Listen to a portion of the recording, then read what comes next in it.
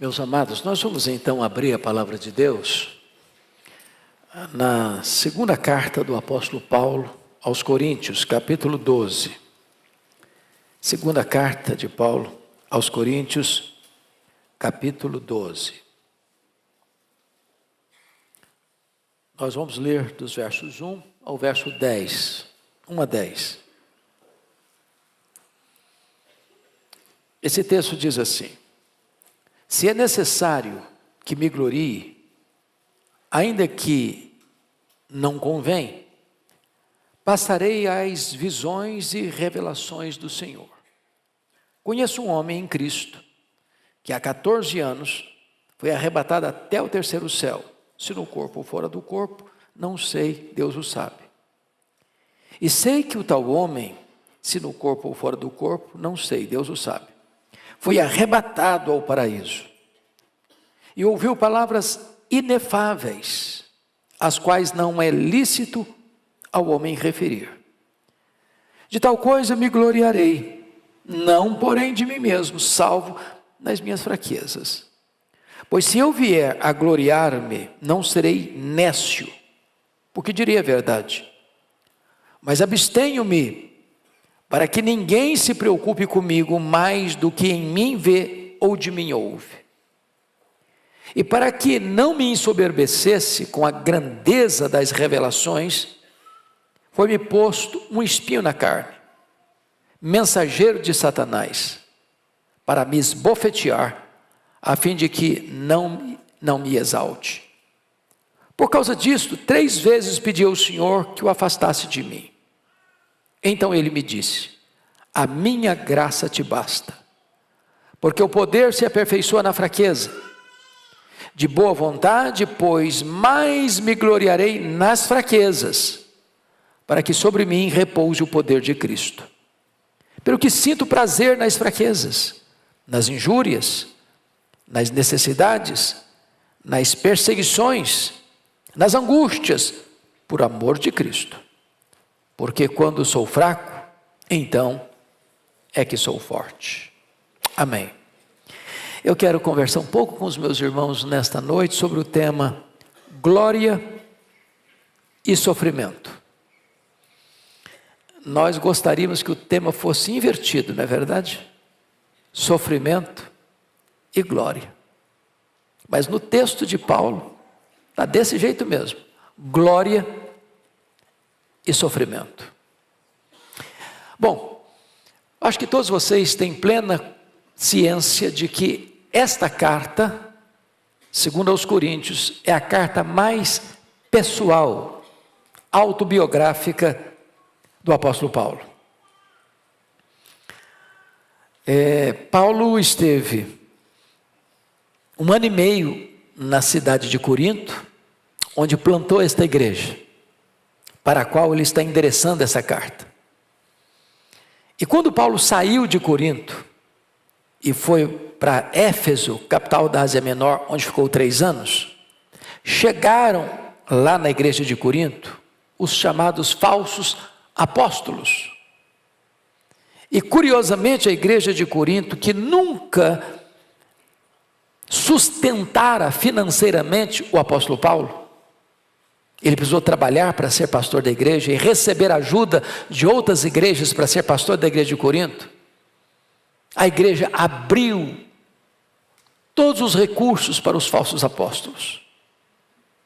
E esses falsos apóstolos, que estavam atrás dos recursos dos coríntios e não da vida deles, começaram a disseminar em Corinto que Paulo não era um apóstolo credenciado, que ele não tinha credenciais para o verdadeiro apostolado e que ele não tinha experiências místicas suficientes para credenciá-lo como um apóstolo. Então, o apóstolo Paulo, nesse texto, faz o que ele não queria fazer. Ele faz de forma constrangida. Ele vai usar as mesmas armas dos falsos apóstolos, por amor ao Evangelho e em defesa do seu apostolado. Isso porque Paulo nunca, ao longo do ministério dele, fez das suas próprias experiências uma plataforma do seu ministério. Ele jamais dogmatizou suas experiências, por mais arrebatadoras que elas tenham sido. Porque o Evangelho, o conteúdo do Evangelho não são nossas experiências.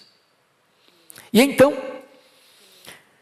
o apóstolo Paulo vai contar aqui o que aconteceu com ele há 14 anos. Vejam vocês que já tinham passado 14 anos e ele nunca tinha contado essa experiência na igreja. Uma experiência arrebatadora, estática, de ser arrebatado ao terceiro céu. E o terceiro céu é uma descrição do paraíso, da casa do Pai, do seio de Abraão, da Nova Jerusalém, do lugar de bem-aventurança eterna e do estado de felicidade eterna. E aqui então eu gostaria de que vocês observassem comigo que, primeiramente, Paulo fala das visões que ele teve. Então, a primeira coisa que chama a sua atenção nessas visões é a procedência das visões. Veja o verso 1, leia comigo em voz alta o verso 1. Se é necessário que me glorie, ainda que não convém, passarei as visões e revelações do Senhor. Qual a procedência? Do Senhor. Não é porque ele comeu demais e de noite teve algumas visões. Não é de uma procedência heterodoxa, não é procedência maligna. As visões e revelações que ele teve vieram do Senhor. Vale destacar que Paulo teve várias visões ao longo do seu ministério. A primeira e talvez mais importante é a de Atos 9:3, no caminho de Damasco, quando tem uma visão de Cristo glorificado, trovejando aos seus ouvidos: Saulo, Saulo, por que me persegues? Dura coisa te é recalcitrares contra os aguilhões. E ele então, caído e convertido, pergunta: quem és tu, Senhor? Eu sou Jesus, a quem tu persegues. E ali ele é convertido. Foi a primeira visão. A segunda visão que ele teve está lá em Atos 22, 17 e 18. Ele estava em Jerusalém e Deus disse para ele em visão: vai embora de Jerusalém, porque eles não vão ouvir você. E ele não quer sair de Jerusalém, e ele argumenta com Deus, ele arrazoa com Deus para não sair, mas Deus não mudou de opinião e disse: vai, porque eles não vão te ouvir. A terceira visão que Paulo teve foi na sua segunda viagem missionária em Troade. Ele queria ir para a Ásia, o Espírito de Cristo o impediu de entrar na Ásia, e então ele tem uma visão à noite, um varão macedônio: passa Macedônia e ajuda-nos. E ele entendeu que era a direção de Deus, e então ele entra no Ocidente, ele entra na Europa e começa a sua segunda viagem missionária a partir de Filipos. A quarta visão que ele teve foi em Corinto. Está escrito lá em Atos 18, 9 a 11. Quando ele tem uma visão e Deus disse: fala e não te cales, porque eu tenho muito povo nesta cidade.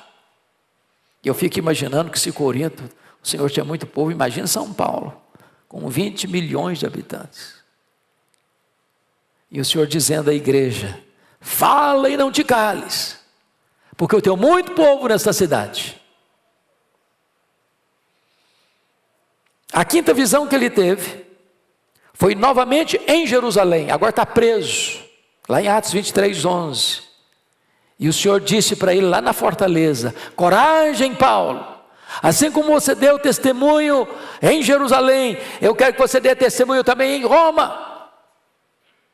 Mas aqui, não cronologicamente falando, nós temos a última visão de Paulo, quando ele é arrebatado até o terceiro céu, ao paraíso, onde ele escuta palavras inefáveis, ou seja, palavras que não podem ser verbalizadas, expressadas.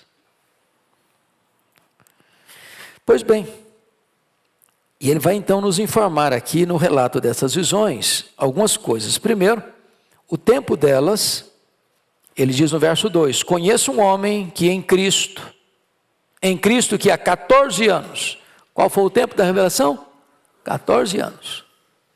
Quando você começa a olhar cronologicamente, e ele está se referindo aqui ainda quando estava em Éfeso, na terceira viagem, essa revelação, ou essa visão, ou esse arrebatamento, foi no começo do seu ministério. Se você perceber, ele estabelece aí no verso 2 que ele foi arrebatado. É bem verdade que ele não sabe se no corpo ou fora do corpo. Deus o sabe. E ele diz no verso 3, eu sei que o tal homem, se no corpo ou fora do corpo, não sei, Deus o sabe. Ele está colocando a experiência dele na terceira pessoa, porque ele não quer holofotes, ele não quer aplausos, ele não quer ser conhecido como o homem está contando experiências arrebatadoras. Ele tem um conteúdo a passar, ele tem uma mensagem a transmitir, e esta mensagem não são suas experiências, é o Evangelho da graça, o Evangelho de Jesus Cristo. Ele não faz do seu ministério um ministério fundamentado em experiências pessoais. O local do arrebatamento, terceiro céu, paraíso, casa do Pai, céu, Nova Jerusalém. O que ele ouve, ele diz, é inefável, não dá para contar, não se conta. E eu acho que se Paulo fosse um camarada egoísta, ou melhor dizendo, um homem centrado nele mesmo, é o que ele ia fazer. Ele ia sair contando aos quatro ventos o que ele ouviu.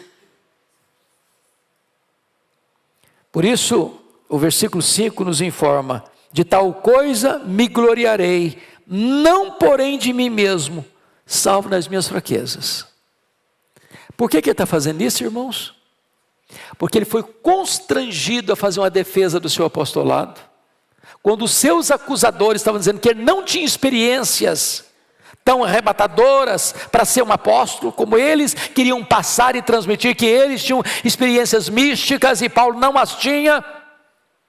E Paulo tem que contar isso, a contragosto, para dizer que ele sim tem credenciais, ele sim tem experiências legítimas.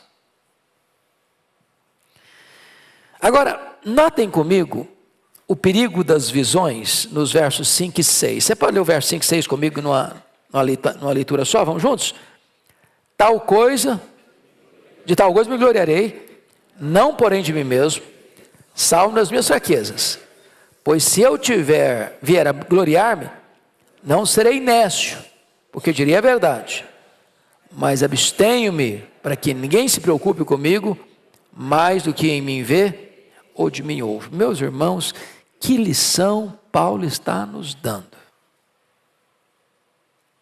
Você conhece pregador que o holofote vem para ele? Ou você conhece congregação que bota o holofote no pregador?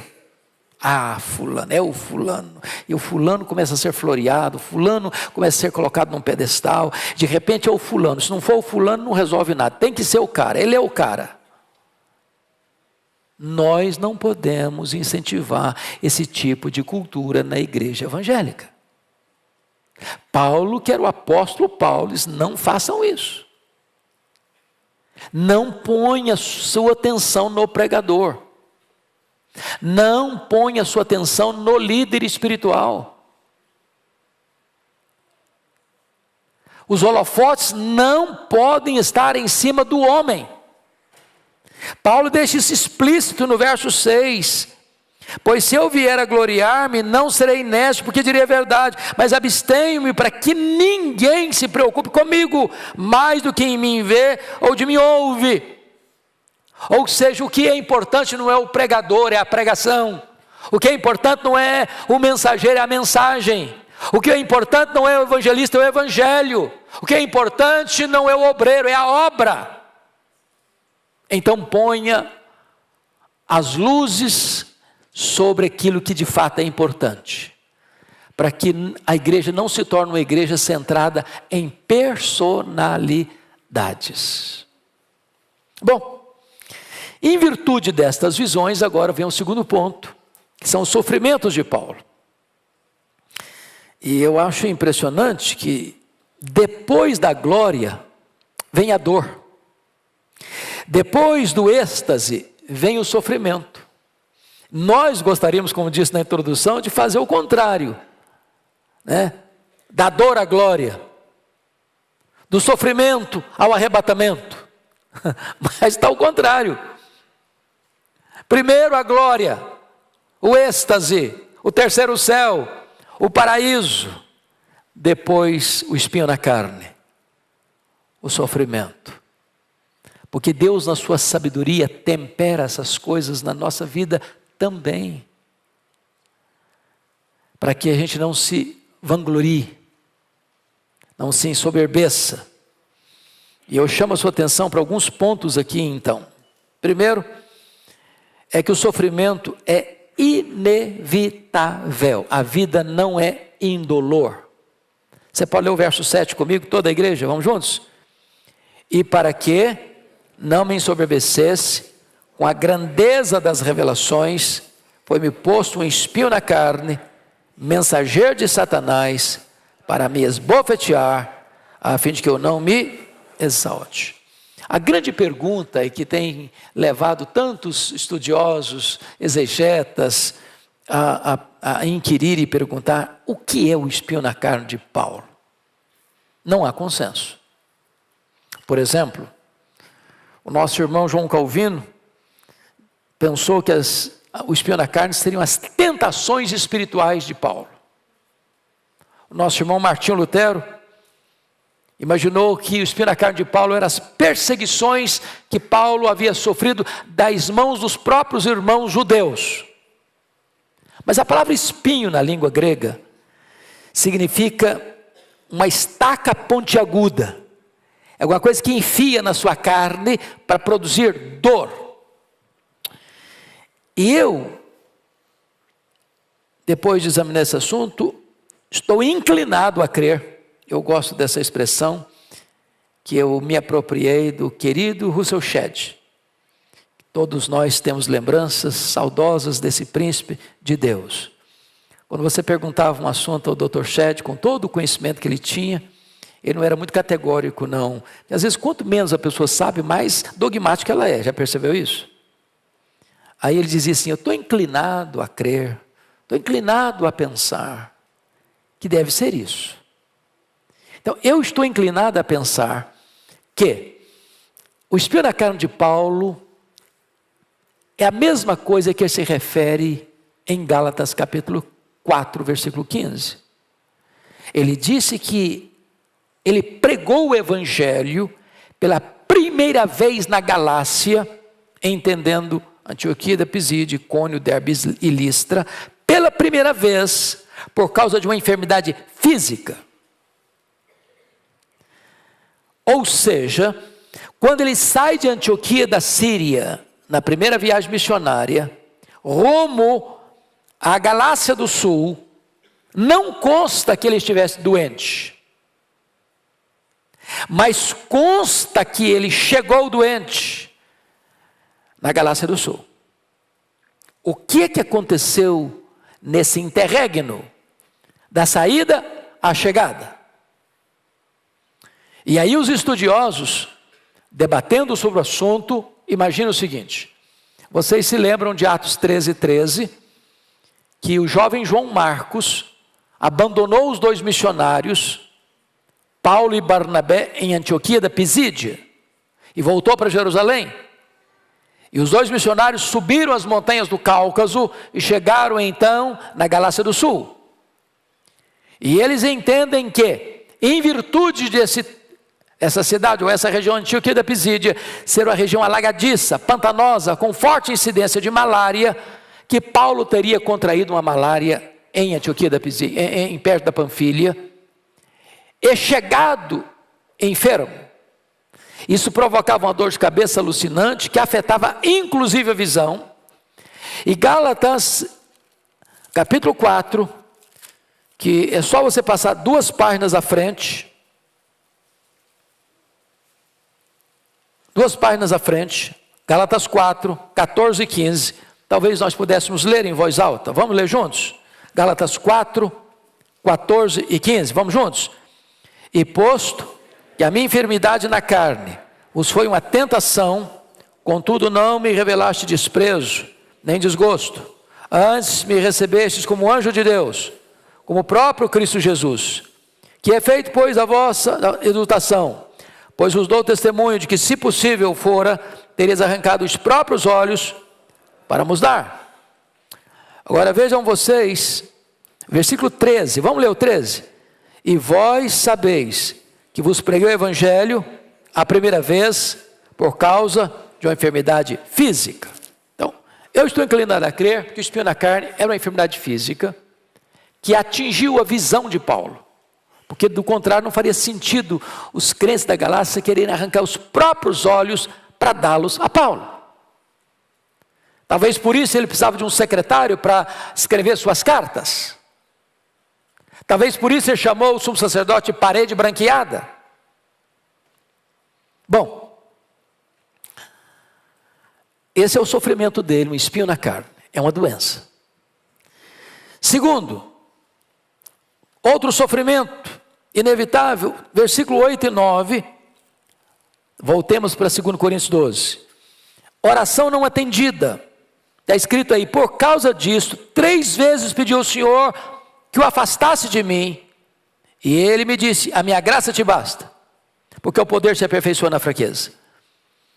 Ou seja, Paulo, que foi um homem de oração. Paulo, que era um homem que orava sem cessar. Paulo, que era um homem que orava pelos enfermos, eles eram curados. Paulo, que era um homem que experimentou milagres extraordinários em resposta à oração. Agora ele mesmo ora. E ele ora 3 vezes, como Jesus orou no Getsemane. E diz a Bíblia que apesar da sua oração perseverante, intensa, específica, ele recebeu um não de Deus. E uma explicação de Deus. Eu não vou atender, porque a minha graça te basta. Eu não vou livrar você do sofrimento, eu vou capacitar você a enfrentar o sofrimento. Eu não vou remover, eu vou equipar você para lidar com o sofrimento. Mas mais do que isso, irmãos, o sofrimento não é apenas inevitável, o sofrimento, em segundo lugar, ele é indispensável. Senão, vejamos, por que que Deus colocou o espinho na carne em Paulo? Porque a pergunta também é essa: quem pôs o espinho na carne em Paulo? Foi Deus ou foi o diabo?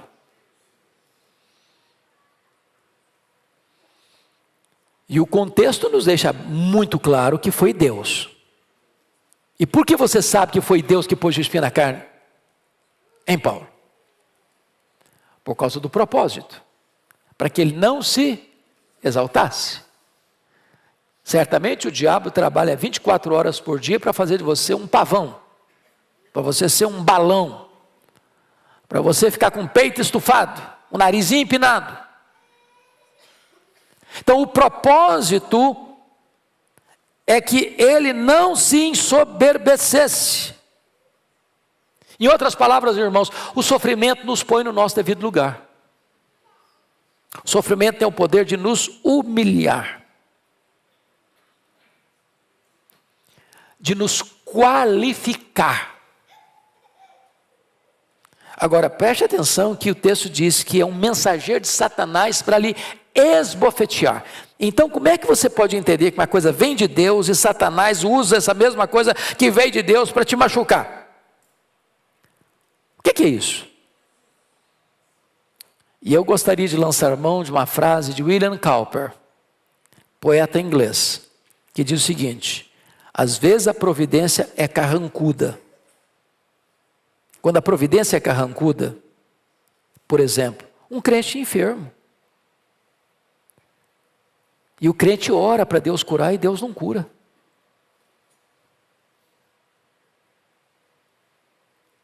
Aí Satanás entra na jogada para bater na cara do crente. Está vendo aí? Ó? Você está passando essa magrela. Está passando essa dificuldade aí. Seu vizinho aqui ficou doente, nem crente ele é. E ele foi curado na primeira semana que tomou remédio. E você que é crente, está ralando, Seu vizinho aqui, numa canetada, ele ganha vida. E você levanta de madrugada e está ralando a vida inteira. Nem casa própria você tem ainda. Cadê seu Deus?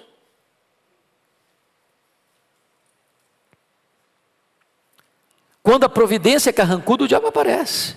Para jogar você contra Deus. Para dizer, cadê o seu Deus? Agora notem.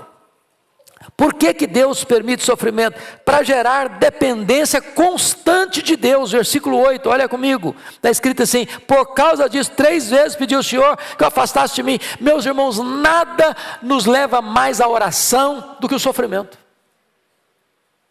Gente que nunca orou, na hora do aperto ele ora. Ele ora. Terceiro, para mostrar-nos a suficiência da graça. Olha o versículo 9. Então me disse, a minha graça te basta. Isso é algo tão sublime para nós. É por isso que o salmista disse que a graça é melhor do que a vida, do que a própria vida. Porque pode nos faltar a vida, mas não pode nos faltar a graça. E é nesse sentido que a Bíblia diz que nem a vida, nem a morte pode separar você do amor de Deus. Se você tem a graça, ainda que você perca a vida, você tem a graça. E você tendo a graça, você tem tudo. Para que você enfrenta sofrimento? E por que Deus permite? Para trazer fortalecimento e poder. Quando Paulo diz no versículo de número 9, a minha graça te basta porque o poder se aperfeiçoa na fraqueza. Ou que seja, irmãos, se eu tenho poder, para que eu preciso de mais poder? Eu tenho poder. É por isso que tem hora que você tem que orar por coisas que você mesmo não consegue fazer. Porque se você consegue fazer, então, é mérito seu, expertise sua, capacidade sua, poder seu. Mas quando você pede para Deus algo que você não pode fazer, então você vai entender que isso veio de Deus, isso traz glória para Deus. E o poder se aperfeiçoa na fraqueza. Mas, em terceiro lugar, o sofrimento é inevitável, o sofrimento é indispensável, mas em terceiro e último lugar, o sofrimento é pedagógico. Aliás, ele havia dito, vale a pena nós lermos? Volta um pouquinho na sua Bíblia, capítulo 1, versículo 3 dessa carta, 3 e 4. Por que o sofrimento é pedagógico? Por que você passa por lutas na vida? Por que você enfrenta dificuldades na vida? Vamos ler? 1 Coríntios, capítulo 1, versos 3 e 4. Todos juntos, vamos lá? Bendito seja o Deus e Pai de nosso Senhor Jesus Cristo, o Pai de misericórdias e Deus de toda consolação. É Ele que nos conforta em toda a nossa tribulação, para podermos consolar os que estiverem em qualquer angústia, com a consolação com que nós mesmos somos contemplados por Deus. Então tem uma pedagogia aqui. Você enfrenta uma luta, você clama a Deus, Deus consola você, para que você se torne agora um consolador na vida de outras pessoas que tiveram e passaram pelas mesmas circunstâncias que você passou. Você vai dizer, olha, Deus é fiel, Deus pode, Deus faz, eu sou prova disso. É pedagógico. Então, eu quero dizer para você hoje, nessa noite, que há um propósito de Deus para cada sofrimento que nós passamos na vida. Os nossos irmãos puritanos diziam que Deus não desperdiça sofrimento na vida de seus filhos. Segundo, é possível que Deus resolva nos revelar o propósito do nosso sofrimento. É possível. Nesse caso aqui, Deus revelou. Eu coloquei esse espinho na carne para que você não fique soberbo. Você está passando esse sofrimento, eu não vou atender sua oração, porque a coisa é tão grande que eu tenho feito na sua vida e através da sua vida, que se você tirar os olhos de mim, achar que é você, você vai ficar soberbo, vai se exaltar, e eu não quero que você se exalte, você não pode ser desqualificado, então eu vou temperar essas duas coisas. Nem sempre Deus revela por que nós sofremos. Foi o caso de Jó. Ele fez 14 perguntas para Deus. Por que, meu Deus? Ele fez 34 queixas contra Deus. E Deus não respondeu nenhuma delas. Nem sempre Deus explica. Às vezes Ele explica por que a gente sofre. Terceiro, Deus nunca nos repreende pelo fato de nós estarmos passando por um sofrimento e dizer para Ele assim: está doendo, Senhor. Será que o Senhor não pode tirar esse espinho na carne, não? Notem vocês que Deus não repreendeu Paulo, porque Paulo insistiu com Deus 1, 2, 3 vezes. Então, abra o seu coração para Deus. Diga para Ele: Senhor, está doendo. Até quando? Quarto lugar, o sofrimento pode ser um dom de Deus. Sabia disso? Por causa das grandes revelações, foi-me posto um espinho na carne. Não foi casual, não foi sem propósito, isso não porque ele está passando na rua, um vírus está aí no ar, entrou na corrente sanguínea dele, ou nas vias orais dele. Não, foi uma coisa planejada, proposital, com uma finalidade específica. Tem hora que o sofrimento é o caminho também de Deus para nos conduzir a uma vitória maior. Caso de José. O José não podia examinar isso na hora, porque ele não enxerga na curva, nem no escuro, nem lá na frente. Mas o camarada é preparado, vendido como escravo, vai para a casa do Potifar, depois vai para a cadeia, depois interpreta sonhos, depois ele é guindado ao topo do maior império do mundo. E todo esse sofrimento tinha um propósito: equipá-lo para ser o grande líder mundial. Então tem hora que Deus estica a corda, tem hora que Deus estressa os seus músculos, tem hora que Deus dá para você uma prova extrema, porque Deus quer usar você de uma maneira muito maior do que você jamais imaginou lá na frente.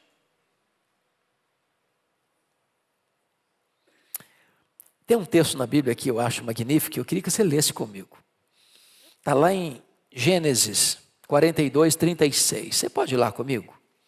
Eu acho isso aqui tão lindo, porque às vezes quando a gente está passando por um sofrimento, a gente não sabe o que vai acontecer ainda, e a gente reclama e reclama demais. Gênesis 42, 36. Está aí na tela, vamos ler juntos? Então lhes disse Jacó, seu pai: tendes-me privado de filhos. José já não existe, Simeão não está aqui, is levar a Benjamim. Todas essas coisas me sobrevêm. Olha a reclamação dele. O filho Simeão ficou lá para trás no Egito. Agora o camarada do Egito falou: se não trouxe o Benjamim, não adianta nem vir. O meu filho José já morreu. E essas coisas estão todas sobrevindo sobre mim. Só problema, só problema, só problema. Quando na verdade não era problema, era solução, solução, solução. Não era sofrimento, era glória, glória, glória. O filho que pensou que morreu é o governador do Egito. O filho que ele acha que vai ficar preso no Egito é o que vai ser condecorado e recebido com eloquência no Egito. Deus não está trabalhando contra ele, está trabalhando a favor dele. Mas a princípio a providência é carrancuda. Eu não enxergo no escuro, tem glória na frente. Tem glória na frente. Outra lição importante. Deus nos conforta em nosso sofrimento. A minha graça te basta. Então, meu filho, calma, sossega, fique tranquilo, eu estou no controle, eu sei o que estou fazendo. E eu quero dizer para você que jamais vai faltar para você capacitação para enfrentar essa situação. Eu quero dizer para você que é nessa circunstância que você vai trazer mais glória para o meu nome. Porque as pessoas vão entender uma coisa: a minha graça é suficiente e o meu poder vai se aperfeiçoar na fraqueza.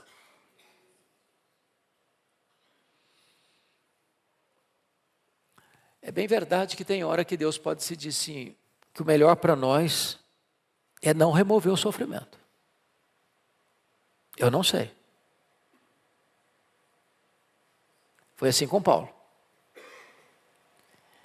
E eu quero dizer para vocês que talvez nenhum ser humano, dentre todos os que já viveram, como você e eu, jamais influenciou tanto a história da humanidade como o apóstolo Paulo. E as cicatrizes de Paulo nos curam ainda hoje. E os sofrimentos de Paulo ainda nos encorajam hoje. E as lutas que Paulo passou ainda são um tônico para a nossa alma hoje. Porque ele não era um super-homem, ele era um homem como você e eu. E ele passou. E Deus o capacitou. E ele foi fiel. Ele encerrou a carreira. E ele encerra toda a sua jornada com a doxologia. A Ele, ao Senhor Jesus, glória pelos séculos dos séculos.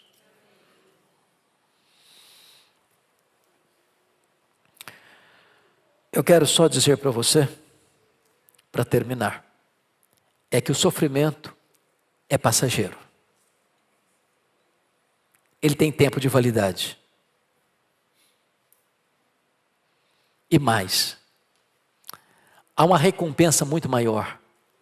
Quando Paulo diz, o sofrimento do tempo presente não é para comparar com as glórias por vir a serem reveladas em nós. Porque a nossa leve e momentânea tribulação produz para nós eterno peso de glória acima de toda a comparação. O que é o tempo diante da eternidade? Se Deus chega a dizer que um dia para Ele é como 1000 anos, 1000 anos como um dia, você e eu estaremos também na dimensão da eternidade com um corpo de glória, onde não vai ter doença, onde não vai ter cansaço, onde não vai ter senilidade, onde não vai ter defeito físico, onde não vai ter dor, onde não vai ter choro, onde não vai ter luto, e nós estaremos para sempre com Ele no gozo eterno, reinando com Ele, tendo comunhão com Ele, intimidade com Ele, para sempre, sempre, sempre. E eu posso até lhe garantir que no primeiro minuto do céu, todas as nossas lutas, todas as nossas tristezas, todas as nossas dores, todo o nosso sofrimento já não terão mais qualquer peso na nossa vida. Então, acalme seu coração.